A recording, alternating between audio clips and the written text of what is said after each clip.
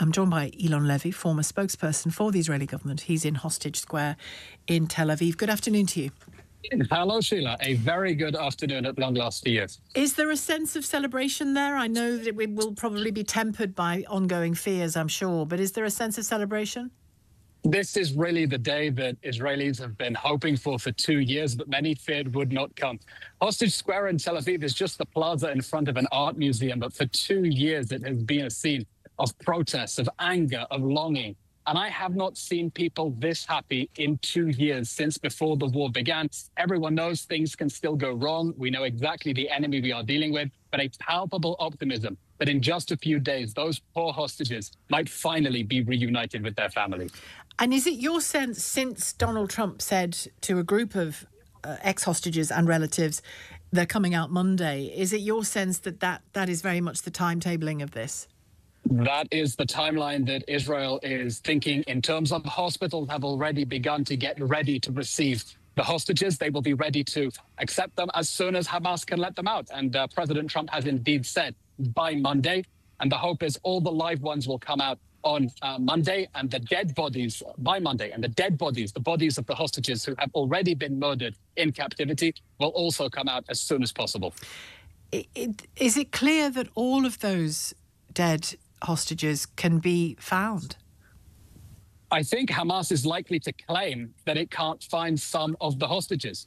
Hamas's interest is to try to hold on to some secret bargaining chip somewhere to use as leverage over Israel in the next war. Let's remember why Hamas took hostages in the first place, to hold them as leverage to try to survive the war that it started with its missiles, with its tunnels, ready to do the next October 7th massacre. So I think we can definitely expect Hamas to claim that it cannot find some of the hostages.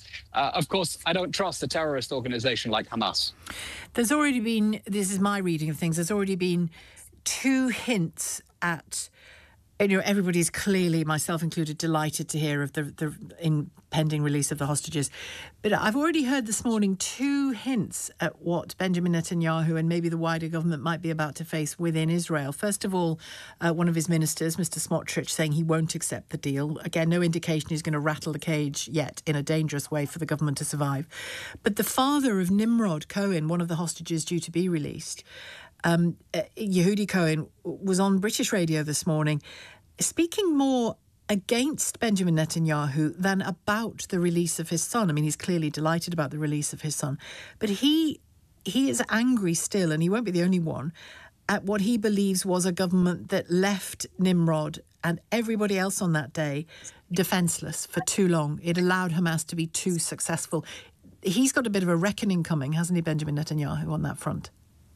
After this war, there must certainly be a state commission of inquiry to work out how on earth October 7th happened. How were we caught by surprise? How is it possible that a terrorist army was able to build up on our borders, cross, invade, butcher people in their homes, take them back? What went wrong on that day? What went wrong in previous years in terms of the strategy vis-a-vis Hamas? And of course, Israel will have elections by November next year, and the Prime Minister will have to submit himself again at the ballot box to the public. When is that due next November, is that right? Elections must take place by next November. By next November. That's the deadline. This deal is very similar in nature, isn't it, to one that President Biden, when he was in office, presented. What do you think the key difference here? Is it just the relationship the two presidents, he and Trump, have with Benjamin Netanyahu, or is it more than that? This deal is actually nothing like the previous deals that were proposed. The previous deals suggested phasing the release of the hostages and allowing Hamas to keep the bodies as bargaining chips for reconstruction, that they would only give back the dead bodies while they were able to get concrete back into their tunnels under Gaza. President Trump here said no. All the hostages have to come out immediately, in one go, not in phases, not in dribs and drabs, in one go now. And then the next stage will be the negotiations on how we end the war for good based on the Trump plan. But it's very different from previous proposals that basically let Hamas keep hostages as bargaining chips to get better terms to end the war. And do you believe that, I mean, we're getting ahead of ourselves in a sense because the release of the hostages, the more smooth delivery of aid in Gaza in particular needs to happen. But do you believe beyond that, this international stabilisation force can achieve what is designed in that 20-point plan? Because that's a complex picture, isn't it? Historically, peacekeeping forces in the Middle East have been absolute catastrophes. There was a peacekeeping force in the Sinai between Israel and Egypt, and they packed up and left when Egypt asked before the Six-Day War. And of course, UNIFIL in Lebanon, which was supposed to oversee Hezbollah's disarmament.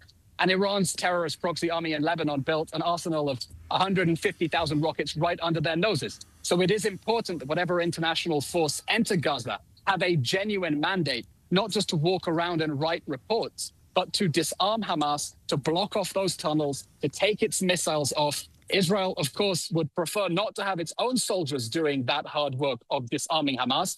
And here is a mechanism to give diplomacy a chance, but it needs to have teeth. The real test of this deal is going to be the enforcement and making sure that Hamas cannot wriggle out of it to keep its terrorist army intact. I've had a couple of callers already this hour saying a couple of things. I'll meld the 2 points. That once the hostages are released, maybe even once that force is in place, it's time for international journalists to be allowed in. It's time for this story to be told in a fuller way. Do you accept that?